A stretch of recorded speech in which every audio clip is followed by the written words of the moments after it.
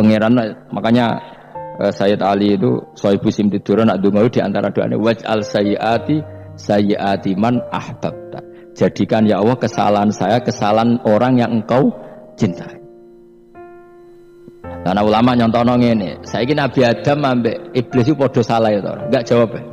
Padha salah, iblis itu salah bodoni Nabi Adam salah dilarang mangan wit khuldi tetep mangan. Mok trimo rayuane sinten? Iblis. Tapi wong piye-piye pangeran ku seneng Nabi Adam. Sediluk diusir bar sumajtabahu rabbuhu fataba alaihi wa hada. Bar langsung Adam urung metu ka swarga diwarai. Damke kepengin tak sepuro nggih, tak warai dongane. Iblis tak diwarai. Wah nek ora donga, ngomong. Dadi ngene ke, ya pokoke wong disenengi ku menangan. Larga kowe aja donga iku, kowe ora bakat wali biasa wae iki cerita. Ya sudah seperti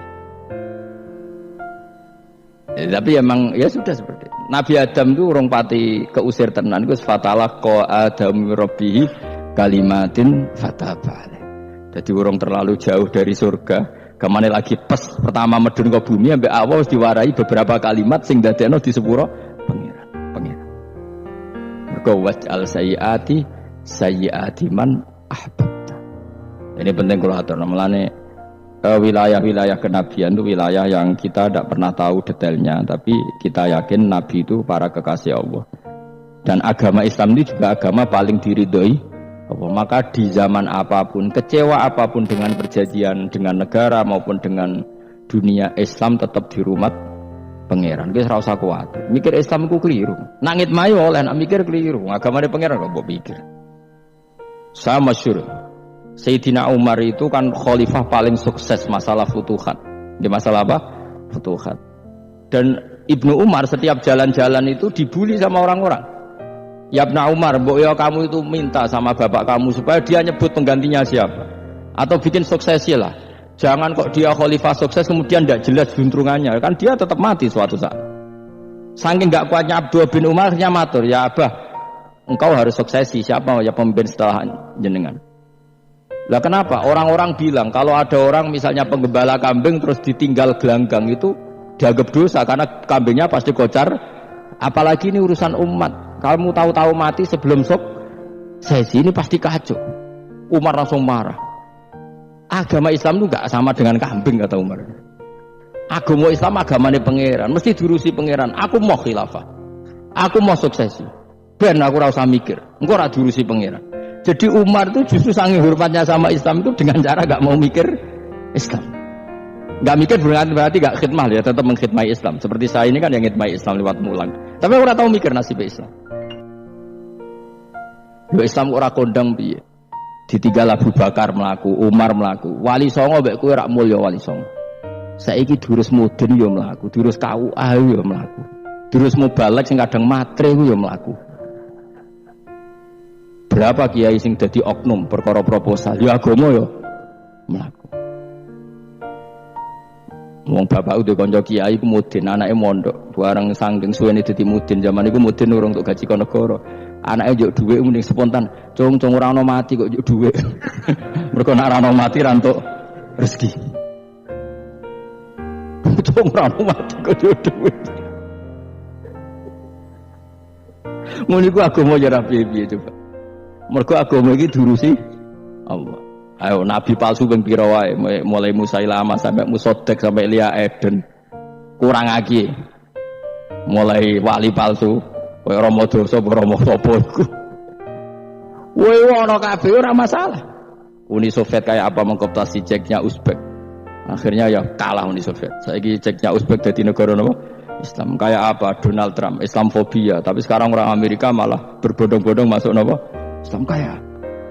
Mbok pikir malah Islam mbok konsepnya malah rusak. Mergo terus di metodologi. Harusnya penyebaran Islam tuh begini. Harusnya mbahmu kira pangeran kok muni harusnya. Wong Islam kadang melaku ya lewat mudin, lewat. Saya itu punya santri, ini kisah nyata. Itu lahirnya di Bali. Itu bisa baca Fathul Mu'in. Lahirnya di Bali. Bahkan dia ketika SD itu tukang mimpin lagu Hindu. Lagu Bali apa Hindu apa Buddha? Hindu.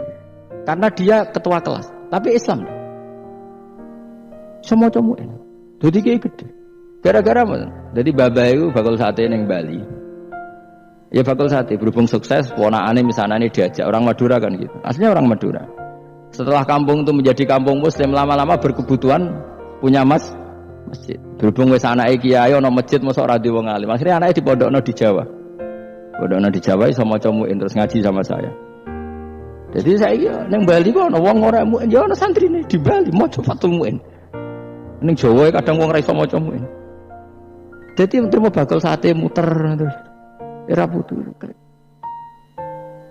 Kayak Islam di Indonesia gara-gara pedagang Gujarat. Meskipun sejarah itu diperdebatkan ya gara-gara dagang. Karena mereka Muslim ya akhirnya menyebarkan apa? Islam.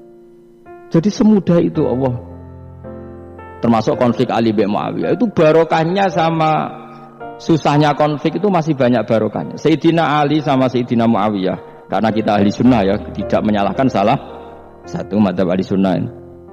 Itu barokahnya beliau konflik itu banyak sahabat yang migrasi. Ada yang ke Cina, ada yang kemana-mana. Termasuk yang diyakini para sejarawan ada yang ke Selat Malaka. Termasuk akhirnya sampai ke Baros ini.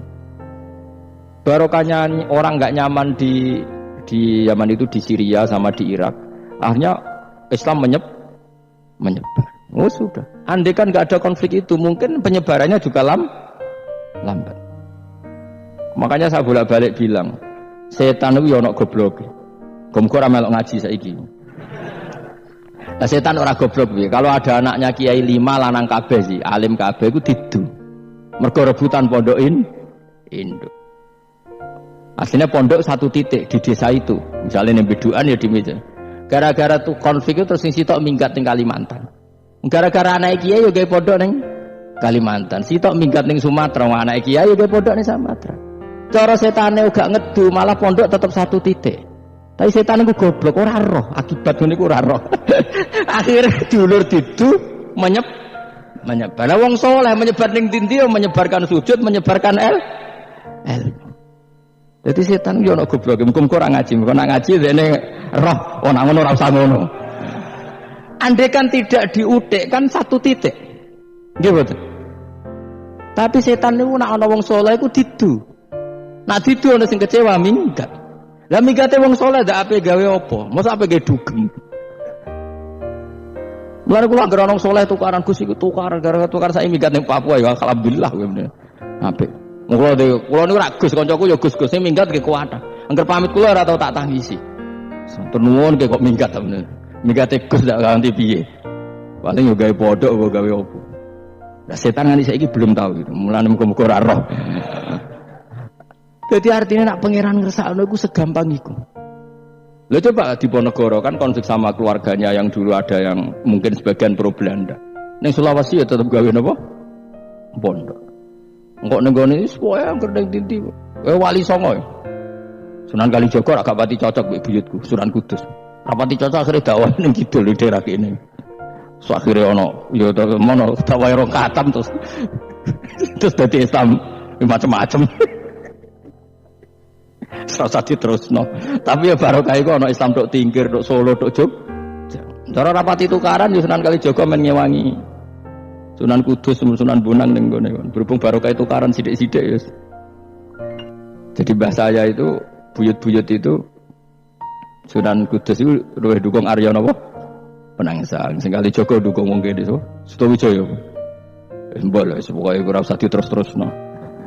Oh saiki wong Jogja diulang Kudus, buyut-buyut kula itu yang Kudus. Serasa dijero-jero, dan jelas barokah. Mau tukaran ya utak-utak neng Pantura. Barokah tukaran ya dok. Ya itu. Tapi ora usah terus, nak ngono tukaran barokah ora usah muni ngono. Pokoke nek pengen sing ngersakno kabeh barokah. Tapi ora usah diciptakan. Ana suami istri pegatan terus. Ya kadang ya barokah sing wedok untuk bojo luwih bener. Akhirnya alhamdulillah saiki bojoku apik. Padahal sing lanang tau GR, nak pegat iso apa? Ya piye-piye malah apik. Iku pengenan. Makanya mikir Islam yo mikir. Sekarang kan ndak orang terlalu semangat Islam terus dia konsep Islam harus menguasai negara, akhirnya memaksakan jadi pemimpin. Sing Islam harus kultural. Akhirnya kejauhan Islami. Muat Islam kudu kaya, jebule kedonyan deknane ora. Islam kudu fakir, bebas hisab, kefikiran akhirnya buruh Cina. Justru kakean konsep wis mari kuwat. Lah ya ana sing wah Islam kudu sugih, nek sugih ben kuat. Jebule bareng sugih kedo ana sing milih fakir ae ben tambah hisab, kefikiran Islam buruh Cina. Islam harus merebut negara supaya ada konsep khilafah. Pas ngrebute wis ngafir-ngafir wong akeh. Pas prosesnya wis dadekno perkara. Islam harus kultural, jebule main gong wae malah sindenan terus. Ra sida dakwah, mergo kakean apa? Kultural ora usah dikonsep, wis ben mlaku. Pangeran dhewe sing ngatur Islam. Kayak apa agama ini pernah ditinggal orang-orang terbaik. Mulai para sahabat tabiin sampai wali songo, nyatanya tetap berjalan. Iku nunjukno agama ini diurusi Allah Subhanahu wa taala. Napa khidmah wae. Kayak saya yang mengkhidmah Islam. Khidmah itu berbakti memberi pelayanan pada Islam. Tapi ra usah ngrasa mimpin apa Islam, apalagi membuat konsep untuk Islam. Justru konsep kita ini nanti yang merusak.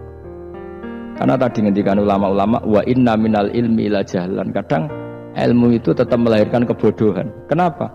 Ketika ulama ditanya innalil ilmi tuhyanan ka tuhyanil mal, karena ilmu itu punya keangkuhan, kelajutan kayak lajutnya harta.